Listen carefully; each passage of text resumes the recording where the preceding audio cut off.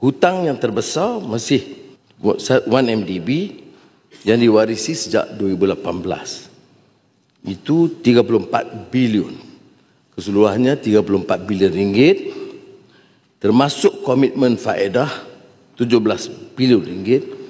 Jadi jumlah hutang MDB mencecah hampir 50 bilion ringgit. Yang sudah dibayar oleh kerajaan hingga kini ialah 42 bilion ringgit. Ini termasuk prinsipal dan faedah.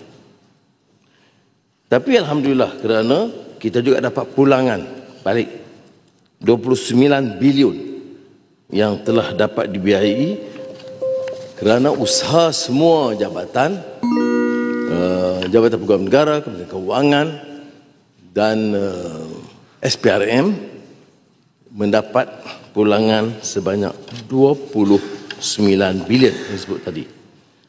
Tetapi tanggungjawab kita, tekanan hutang MDB masih sekitar 13 bilion ringgit. Dan masih terdapat baki yang harus kita sempurnakan.